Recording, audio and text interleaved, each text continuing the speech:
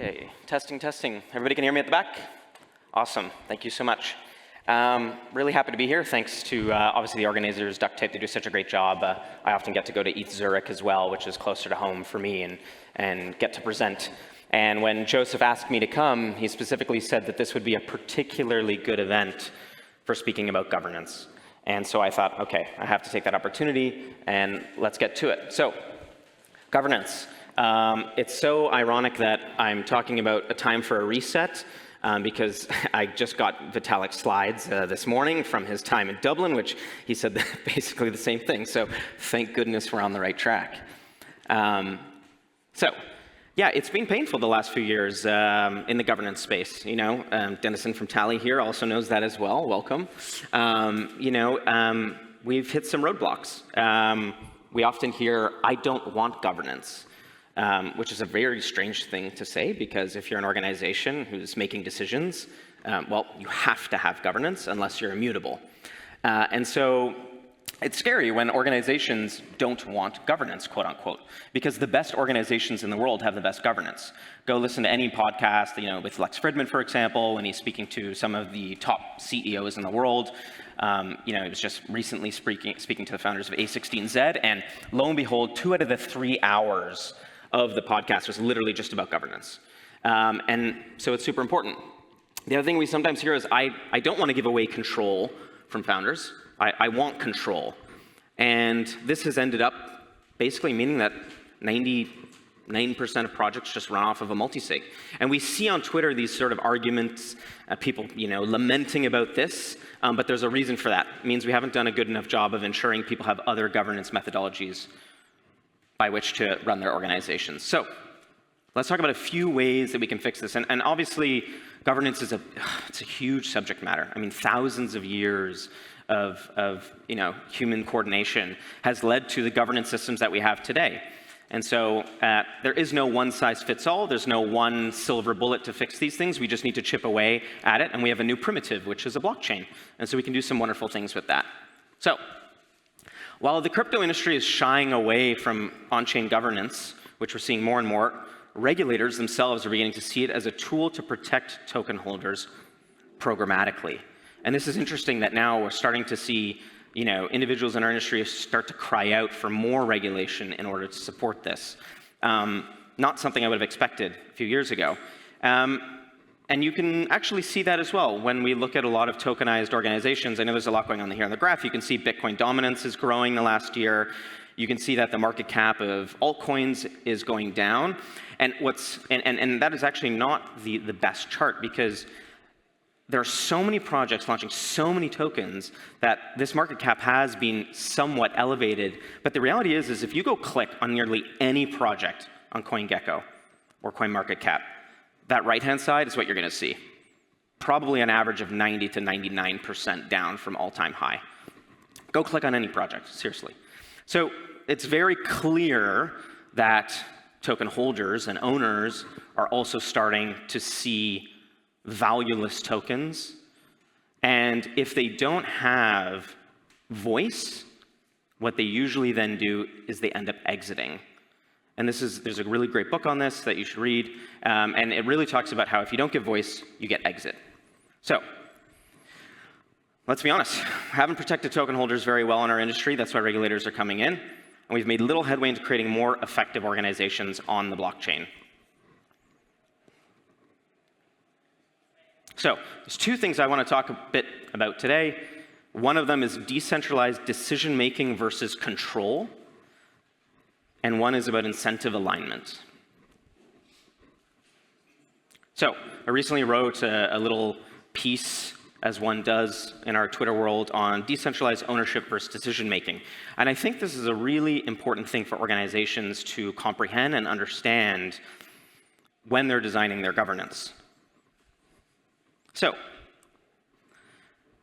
decentralization itself is quite a confusing concept. Everybody thinks they know what it is, right? But actually, Miles from A16Z has recently been talking about decentralization being amorphous. He starts to push towards this decentralized ownership being something we discuss more. Mike, friend from the founder of Blockworks, recently said, I don't even know what decentralized decision-making or leadership is anymore. And recently, you probably saw there was a bit of an argument between Polygon, Base, and what is decentralization? And Hasu said, what makes an L2 decentralized? We haven't really, to be honest, figured this out or defined it very well. And there's an absolute key reason for that, which I'll discuss in a second. There's different types of decentralization within an organization, right? You can't just say, well, this organization is decentralized.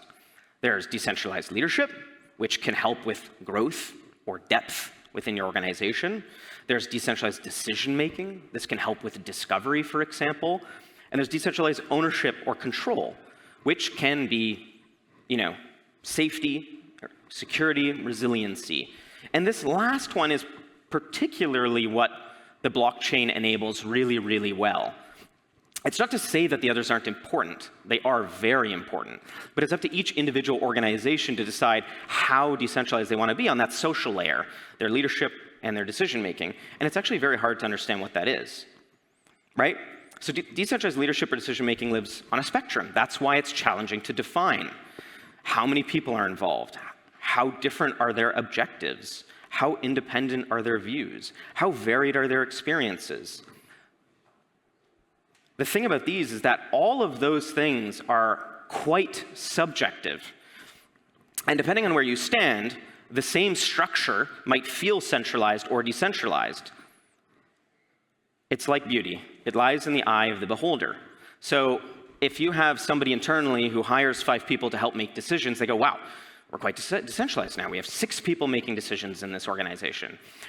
But a token holder or an investor or whom not on the outside might look in and say, well, that's just one team. That's quite centralized. Okay, so what is it? Is it decentralized or centralized? So it depends on whose point of view that is. Once again, very hard to define because it's subjective. So what I think we should be focusing on more and more is something that relates directly to the blockchain, which is on ownership. Who has control over what? Unlike decision-making, decentralized ownership is less subjective. It doesn't rely on intentions. It doesn't, it doesn't rely on vibes. It's on chain. It's verifiable. Who owns what? What do they control? So this is the direction I think as an industry, especially when we talk about organizations, where we start to head towards in terms of defining what decentralization is, what it means, and what is important. Because at the end of the day, what's important is resiliency, is safety, is security, particularly in our industry, and we can define these much more easily. So, as I said, blockchains enable decentralized ownership and control. And smart contracts allow rules to be executed predictably and immutably. And guess what? From a broad stakeholder base. So really, blockchains have opened up this paradigm where for the first time, we don't have to funnel every decision through one point of execution. We can do that amongst a large group of stakeholders. So, and that, to be honest, what was the original vision for DAOs. Wasn't supposed to be just a forum discussion, but it's supposed to be organizations that minimize the need for enforcement by trusted, centralized parties and replace that with code. And that's, again, not to say that decentralized decision-making or leadership is bad. It's just to say that control is what we can dictate better with the technology that we have. So the irony of all of this, and what I was discussing of like this world in which we're moving away from decentralized control and ownership in our industry, is that 3 of the most reputable organizations in our space that actually are doing really, really well are Lido, Avi, and Maker, are 3 examples, and all of them have decentralized control, but more centralized leadership within each. Lido has quite a large team, but that team itself really drives the Lido ecosystem. However, token holders have absolutely and utterly full control over all parameters, upgrades, etc. of the protocol. Amazing. Decentralized control with more centralized leadership. Aave is the same. Somebody the other day said, Aave is completely centralized. Mark Zeller makes all the decisions. I said, yeah, Mark Zeller makes a lot of decisions over there, and I'm not going to argue with him. But guess what? At the end of the day, those token holders can undelegate from Mark Zeller, and Mark Zeller will have 0 power. And that's the truth. He actually doesn't own a ton of tokens. So we therefore have decentralized control in that context, because it can be ripped away from him at any time, but we have relatively centralized leadership. And that works quite well. And then the same goes for Maker. So you get the point here. It's ironic that the vast majority of projects are re-centralizing, when in fact it can be done another way. So these are just 3 examples. I know you all know them. They're fantastic projects that we should look at more and how they do. So let's prescribe something here. These are 3 things that I think can help in this realm. I think, obviously, when we're talking about minimizing, governance overhead, we're talking about immutability. If we have immutability, we don't need to have governance. This is the only time you don't need governance, okay, is when you're immutable. But immutability is really tough, right? Like most projects can't be immutable, most don't want to be immutable right away. There's security risks to that, there's complexity to that, and so that can't happen all the time. But when we can be immutable, maybe we should. The other is automation and AI. Okay, we're starting to get into this world where AI is becoming more competent, and we can start to add these into our governance flows. And automation, once again, removes the need for a human to touch something. It can be set, and then it can be automated, and thus, once again, we reduce this burden. And finally, in lieu of immutability and automation, we have what we have now, which is decentralization, but focusing on control. And there are 3 things I'm sort of going to talk about today. One is optimistic governance, one is separations of power, and one is being privacy-centric. And we believe these 3 things, amongst many others, of course, are going to help on-chain organizations be more effective. So, how are we helping at Aragon? Automated voting. We've been working in this, and we'll be rolling it out soon, primarily focusing on capital allocation. It is very hard to do automated voting otherwise because a lot of decisions have to be made, so we need to reduce the parameters or the circumference of those of the decisions that have to be made and how complex they are. So if we can get objective inputs, we can then have automated voting. So it's going to start really, really small and be focused more on capital allocation before attempting to be expanded. We've created quite a bit of optimistic and modular governance, as we call it, trying to allow you to have more decision-making power and separating the control within one organization so that experts can do their job on certain things and still have the right checks and balances otherwise from, it could be token holders, for example. And then finally, we've been working with Massey on a private voting plugin, which Vitalik just tweeted about yesterday or a couple days ago, which was super, super exciting. Because we've come to the realization that if you don't have private voting, for example, then the social layer starts to come into the game, and you start to have problems with people wanting to vote, alienate themselves, be called out publicly, and we know how the Twitterverse can get in such a small industry. So these are 3 things we're working on. So let's take a very quick look at how they look at. So right now, most on-chain organizations, as I said, either just use a multisig or they have what I call referendum voting. And there are some other projects as well as Tally who are working on this as well, where we are actually separating permissions by proposal type. Who can govern what? So in this example, we have 3 proposal types. We have, let's say, the minting of the token, we have protocol upgrades, and we have grants. And all 3 proposal types govern different permissions or things, could be assets, for example, and have different governance flows. Now, most of you are sitting there thinking, well, that's pretty normal. Like, don't normal businesses do that? And the answer is yes. And that's why we're trying to encode this on chain. So here you can see an example of one of these proposals, a protocol upgrade. Here we have 3 stages. And within each stage, I'll go to the next slide, we have different members. So in stage 1, we have a very simple multisig. This multisig can put up a proposal.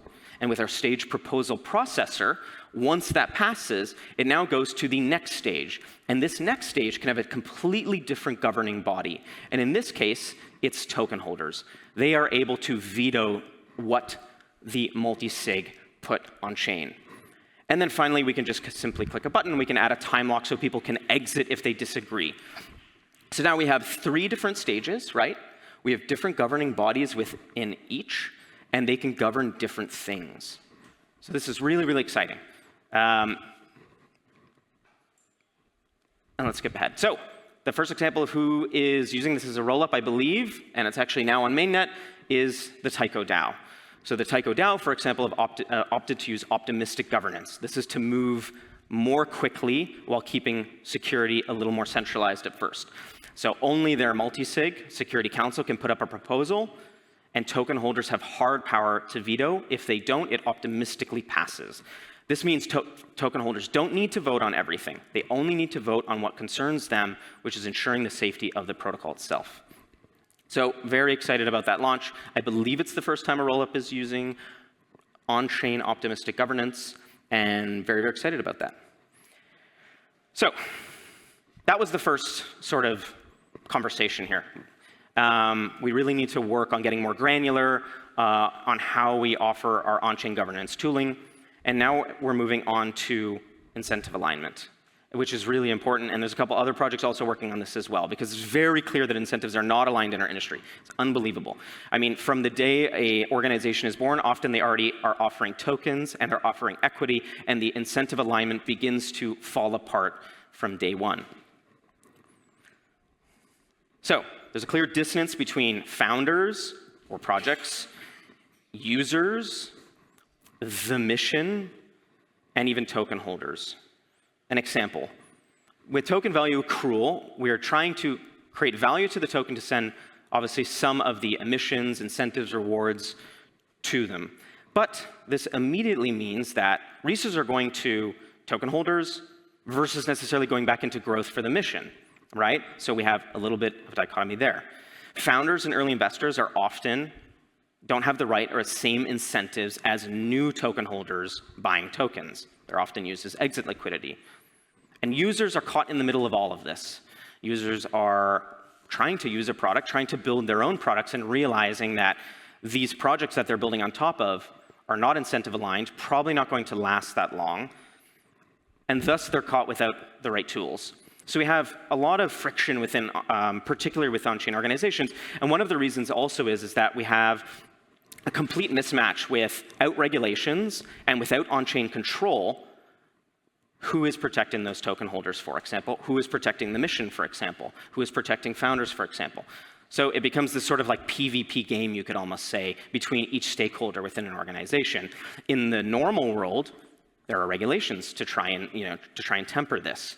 In our world, the whole plan was to move this on-chain and make it extremely clear, transparent, but that sadly hasn't happened. So what does that lead to? It starts to lead to a decrease in voter participation, because once again, if you have no voice or no credible voice, what do? You exit. You sell your token, you leave. I'd say the irony is that on-chain governance can solve all of this, which is great, but the tooling has been lacking. So again, what are we prescribing? So for most projects, growth at this stage is one of the most fundamentally important things. There are a few organizations that have also moved to some degree past that, such as Lido, for example, where nearly 30% of staked ETH needs to be secured, and so their priorities are a little different. But for the most part, we're trying to unlock a lot of growth within our governance. And so recently we launched this value accrual kit, unlocking the growth flywheel, and the point is that users lock their tokens, defining a period and signaling long-term commitment. They then can participate in governance, and in exchange, they start to receive time-weighted voting power back. So the longer they have signaled or confirmed that they want to participate in this organization, in its ecosystem, in its governance, the more voting power that they're going to get, because the longer term aligned they are. They then have the ability to allocate resources, which in return can increase ecosystem participation and growth, which in return can mean more usage on a protocol, which increases the value of the network, and then that value, to some degree, whatever is defined, goes back to the token holders as well. Now, obviously, there's to be a determination there for more growth from token holders, et cetera.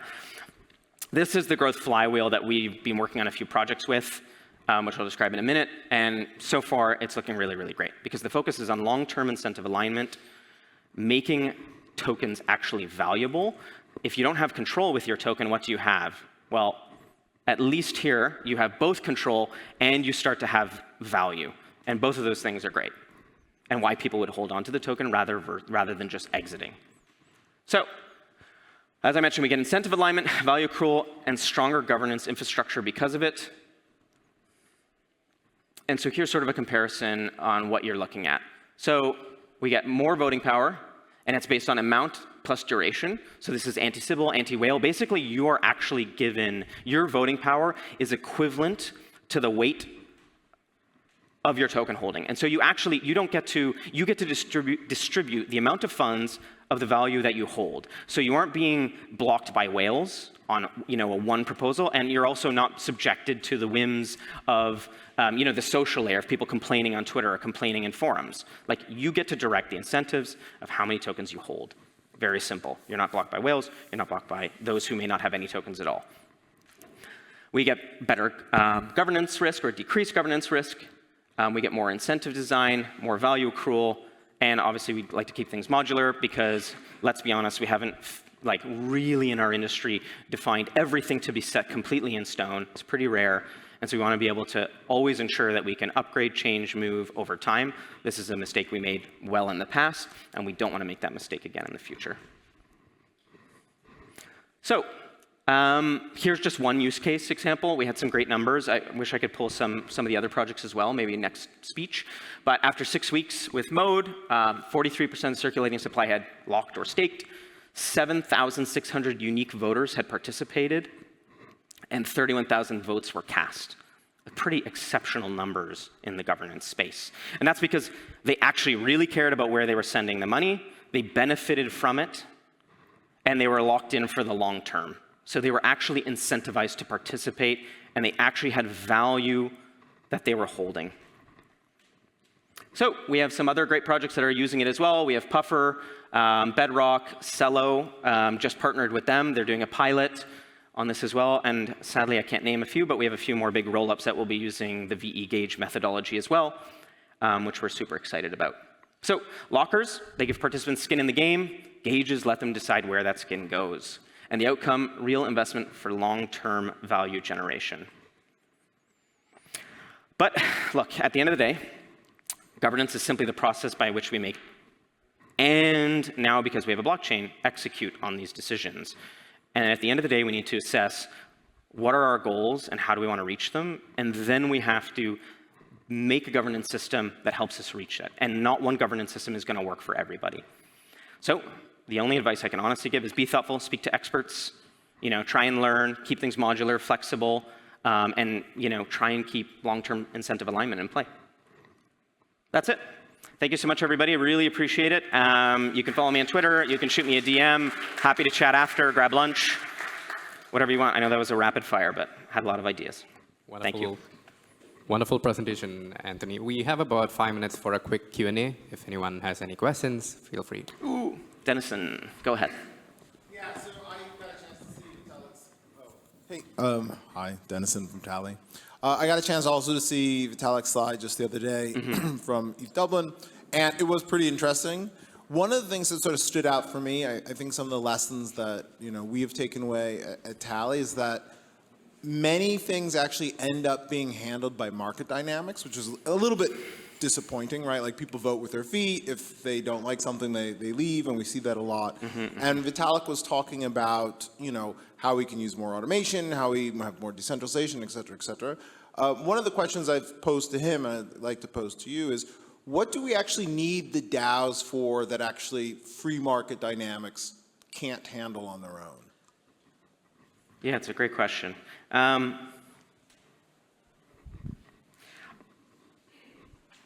Sometimes I think free market dynamics are great, but they can lead us often short-term into paths that we can't pull ourselves sometimes out of, which I feel like is where we're at now with the governance, particularly the control space. The free market can move so quickly that we're unable to pull ourselves out. And I feel like that is exactly what's happening right now. And that's why regulation's probably accelerating so quickly, is because we've gone so deep. You can see some correction happening. There's no question. Like I showed that sort of slide earlier where it's like, yeah, like BTC dominance is on the rise. Why? It's simple. It can't really rug you, ETH was catering. And it was so interesting. Somebody recently said to me, had ETH holders had slightly more voice, potentially you wouldn't have seen so much exit, which is a really interesting thought that I personally have not thought about. And so the market, however, has, since the Ethereum Foundation has sort of, to some degree, changed their tone a little bit, if you've noticed, has outperformed other assets. So I do think that the market, can correct itself over time, but sometimes that can have a huge consequence that is super long-lasting, and maybe you can't pull yourself out of. So I wonder if trying to get in front of that sometimes is still a wise decision or not. But a really good question.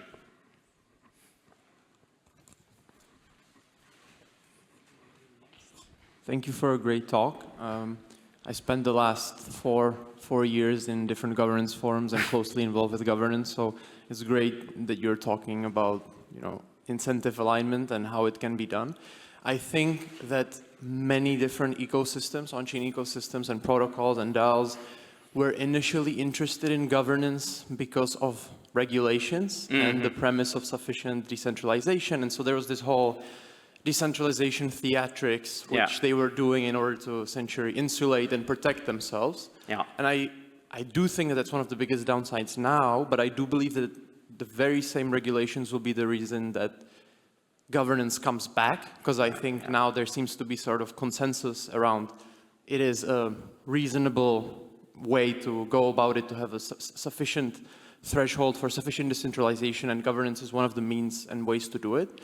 But I was curious about your opinion, those that truly are and uphold these values, such as, let's say Arbitrum, how do you couple governance with efficiency and ensuring that you don't have too much bureaucracy and too much hurdle, but that you're still in that nascent stage where you're able to move fast and break things? So what's the optimal design in your eyes to have all of these things aligned, but also not becoming too bureaucratic and making it difficult for people to be heard? Yeah, really great question. Firstly, I totally agree with what you're talking about regulatory-wise. I mean, it seems like it's heading in a direction where it could be quite sensible regulations, where decentralized ownership and control is like a hard requirement.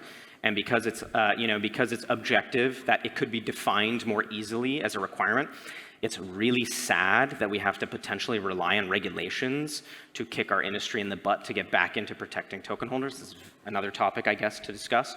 A bit sad, to be honest, but it seems quite positive.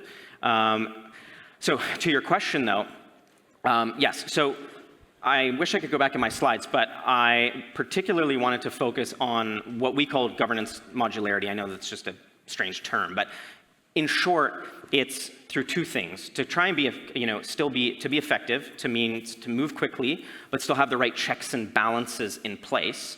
In my opinion, requires separations of power, number one. And two, I like the optimistic governance setup, my personal opinion on the matter.